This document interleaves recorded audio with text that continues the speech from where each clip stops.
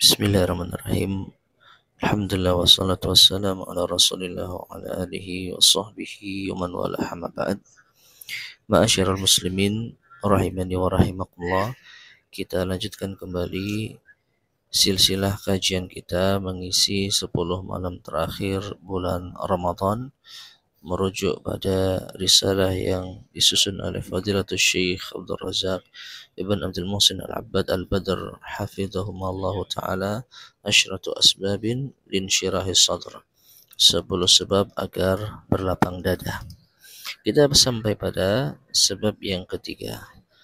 Qala al-muallifu hafizahullah, as-sababu tsalis tahsilul ilmin nafi'. Sebab yang ketiga adalah meraih ilmu yang bermanfaat. Ilmu yang bermanfaat di sini tentu saja ilmu agama. Karena di sini beliau hafizahullah taala menjelaskan, fa kullama zada tahsilul abdi minal ilmi syar'i al-mustamaddi min kitabillahi azza wa jalla wa sunnati nabiyhi sallallahu alaihi wasallam zada insyirahu sadrihi wa zada salahu halihi. Maka setiap bertambahnya ilmu seorang hamba, setiap seorang hamba itu menambah ilmu syar'i yang diambil dari Alkitab dan Sunnah, maka akan bertambah pula lah kelapangan dadanya. Jadi setiap hamba itu meraih tambahan ilmu syar'i, ilmu yang bermanfaat yang diambil dari kitabullah dan sunnah nabinya, maka akan bertambah pula lah kelapangan dadanya, dan akan bertambah pula salahul halihi, keadaannya yang baik. Ya, dan ini sebagaimana Allah Subhanahu wa taala firmankan di dalam surat Al-Mujadalah ayat yang ke-11, yarfa'illahu alladhina amanu minkum walladhina utul ilma darajat. Allah akan mengangkat derajat orang-orang yang beriman di antara kalian dan yang berilmu.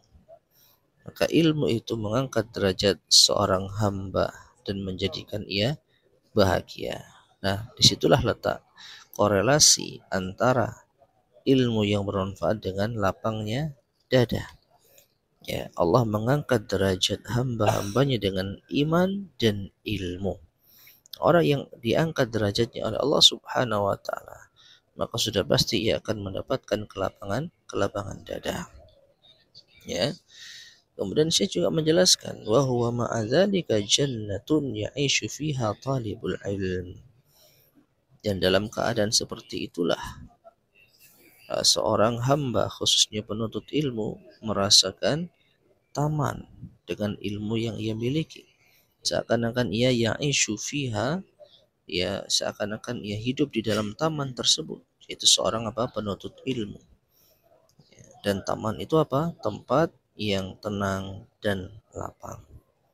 Jadi itu letak korelasi antara ilmu yang bermanfaat, ilmu agama, dengan ketenangan, dengan kelapang dadaan. Makanya para ulama kita menuliskan judul-judul kitab mereka dengan taman, ya. Dan itu syarat dengan ilmu. Ya, Syekh Abdul Razak mencoba untuk menyebutkan beberapa kitab-kitab para ulama, ya, seperti Raudatul Uqala yang disusun oleh Al-Imam Abu Hatim Muhammad Ibn Hibban. Demikian pula kitab Bustanul Arifin dan kitab Riyadhus Salihin. Ya, Bustanul Arifin, tamannya orang-orang yang arif. Riyadhus Salihin, tamannya orang-orang yang saleh. Dua kitab ini disusun oleh Al-Imam An-Nawawi rahimahullah ta'ala. Ada pula beliau menyebutkan kitab Ar-Raudul Basim fi Zabbi an Sunnati Abil Qasim yang disusun oleh Imam Muhammad bin Ibrahim Al-Wazir. Ya, Ar-Raudul Basim, taman yang tersenyum, ya, fi Zabbi an Sunnati Abil Qasim, terhadap pembelaan atas sunnahnya Nabi kita Muhammad sallallahu alaihi wasallam. Nah, ini menunjukkan kepada kita bahwasanya ilmu itu membuat kita tenang. Jadi para ulama menuliskan kitab-kitab mereka yang di dalamnya penuh dengan lautan ilmu, itu ibarat taman ya, membuat kita tenang di dalamnya. Oleh karena itu cukuplah apa yang disebutkan di dalam hadis Nabi SAW yang Syekh Abdul Razak tutup pembahasan ini dengan penjelasan beliau. Qala al-mu'allif hafidhahullah wa yakfi fi fadlil ilmi nafi annahu ya'khudhu bi sahibihi ila jannatin na'im. Dan cukuplah di dalam keutamaan ilmu yang bermanfaat ini yang menjadikan pemiliknya itu seakan-akan berada di dalam taman yang penuh dengan kenikmatan. Kama qala Nabiyul Karim sallallahu alaihi wasallam, sebagaimana yang disebutkan oleh Nabi yang mulia Nabi Muhammad sallallahu alaihi wasallam, man salaka tariqan yaltamisu fihi ilman sahhalallahu lahu bihi tariqan ilal jannah. Barang siapa yang menempuh perjalanan untuk menuntut ilmu agama, maka Allah akan mudahkan baginya jalan menuju surga.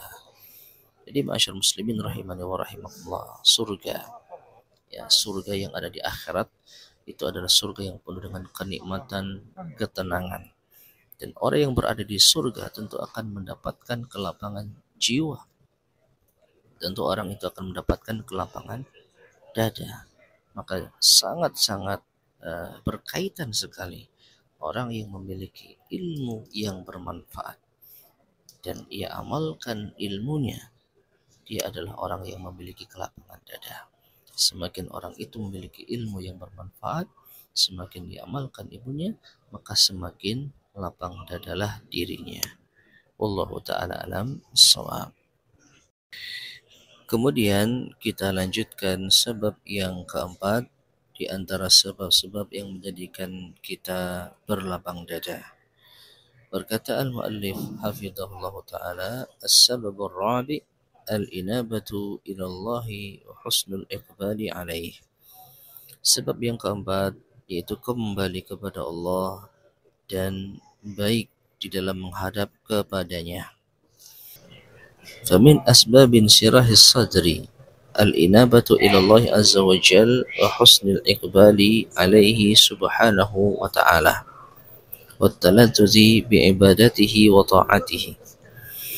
Maka di antara sebab lapang dada adalah al-inabah kepada Allah, itu kembali kepada Allah azza wa jal dan baik di dalam menghadap kepadanya dan merasakan kelezatan di dalam beribadah dan ketaatan kepada Allah azza wa jalla. Ma'asyar muslimin rahimani wa rahimakumullah, ini adalah sebab yang keempat. Orang yang kembali kepada Allah, orang yang baik di dalam menghadap kepada Allah, menghadap kepada Allah dengan ibadah, dengan ketaatan, maka orang itu akan memiliki kelapangan dada yang luar biasa. Ya. Kemudian Syekh Abdul Razak membawakan ucapan Imam Ibnul Qayyim rahimahullah. Qala al-'allamah Ibnul Qayyim rahimahullah, al-inabatu ila Allah subhanahu wa ta'ala wa mahabbatuhu bi kulli al-qalb wal iqbalu alayhi wat tana'umu bi ibadatihi fala syai'a ashraha li sadri al-'abdi min dhalik. Ya, kembali kepada Allah subhanahu wa ta'ala, mencintainya dengan sepenuh hati, menghadap kepadanya dan merasa nikmat dengan beribadah kepadanya, maka tidak ada sesuatu yang lebih melapangkan dada seorang hamba melebihi hal tersebut. Ya. Nah, kemudian Syekh Abdul Razak menyebutkan misalu dzalika as-shalah. Ya, contohnya adalah apa? Salat. Kam fiha min qurrati 'ainin wa rahati balin wa sukunin liqalbil mu'min. Betapa banyak salat itu menjadi penyejuk jiwa, penyejuk pandangan, menjadi penenang yaitu keadaan, menjadi penenang hati seorang mukmin. Ya, hatta qala nabiyuna sallallahu alaihi wasallam, sampai Nabi kita sallallahu alaihi wasallam bersabda, "Qum ya Bilal fa'arihna bis-shalah." Dalam hadis yang diriwayatkan oleh Abu Daud. Ya, bangkit wahai Bilal. Jadi Nabi SAW memerintahkan Bilal untuk apa? Untuk mengumandangkan iqamah. Ya. iqamahlah al-Bilal, iqamahlah Bilal, ya fa'arihna bis salat, ya buatlah kita tenang dengan salat. Jadi salat itu membuat jiwa tenang, ya, membuat apa? Lapang dada. Fil hadisil akhar, dan di dalam hadis yang lain Nabi sallallahu alaihi wasallam bersabda, ju'ilat qurratu ainin fis salat, ju'ilat qurratu aini fis salat, telah dijadikan penyejuk mataku, penyejuk pandanganku adalah salat. Ini salah satu contoh dari hadis Nabi sallallahu alaihi wasallam yang menyebutkan bahwasanya salat itu membuat lapang dada, membuat jiwa jiwa itu tenang. Ya. Maka masyarakat muslimin rahimahullah, ketika seorang itu berbuat baik di dalam ibadahnya kepada Allah, senantiasa berusaha kembali kepada Allah, mendekat kepada Allah, merasa lezat dan nikmat tatkala menjalankan ketaatan dan ibadah kepada Allah, maka dia adalah hamba yang memiliki kelapangan dada. Ya. Kemudian Syekh Abdul Razak membawakan ucapan dari Imam Ibnul Qayyim yang akan kita ringkas. Jadi Imam Ibnul Qayyim menyebutkan suatu contoh betapa ibadah dan kembali kepada Allah itu bisa membuat lapang dada. Beliau menyebutkan beberapa amalan-amalan, ya. Ketika bangun tidur, hal yang pertama kali dilakukan adalah berwudu untuk mengerjakan salat subuh sebagaimana Allah perintahkan. Setelah salat subuh, lanjut dengan membaca Al-Quran, membaca zikir hingga terbit matahari. Lalu ia pun setelah terbit matahari beberapa waktu mengerjakan salat, ya, salat duha di awal waktu. Setelah itu seseorang melanjutkan aktivitas sehari-harinya di dalam menunaikan kewajibannya, ya, bekerja misalkan, berusaha sebagai seorang laki-laki misalkan. Nanti ketika sudah masuk waktu zuhur, ia bergegas untuk bersuci kembali. Ia bergegas untuk mendatangi sholat, bahkan berusaha untuk datang di shaf yang pertama. Lalu ia tunaikan sholat zuhur berjamaah sebagaimana perintah Allah Subhanahu wa taala, menyempurnakan rukun-rukunnya, syarat-syaratnya, sunnah-sunnahnya, dan lain sebagainya.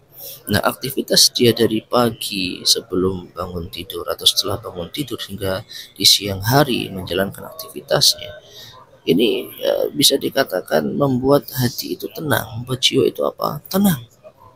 Maka dari itu Al-Imam Ibnul Qayyim rahimahullah mengakhiri penjelasan dengan mengatakan, qad nahathu salatuhu 'anil fahsya'i wal munkar. Sungguh salat orang ini diawal dengan salat subuh tadi, lalu lanjut aktivitas zikir, tilawah, dan salat duha, kemudian lanjut aktivitas kewajibannya, ya, lalu lanjut lagi salat zuhur. Ini bisa mencegah dirinya dari perbuatan keji dan mungkar.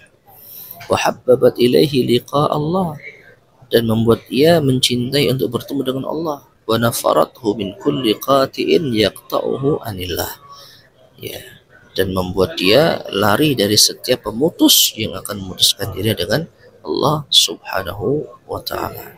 Jadi semakin seorang itu mendekat kepada Allah, menghadap kepada Allah. Jadi ya, kalau kita ya misalkan setiap ada panggilan sholat dia datang, setiap ada panggilan kewajiban Allah dia menyambut dengan baik, maka ini akan membuat jiwa menjadi tenang, ya, apalagi jika ditambah dengan amalan-amalan sunnah. Kalau kita bisa betul-betul memanfaatkan seluruh aktivitas hari-hari kita dengan ibadah, maka kita akan terlupakan. Tidak akan sempat kita melakukan hal-hal yang jauh dari ketaatan kepada Allah. Tidak akan sempat kita melakukan hal-hal yang tidak bermanfaat.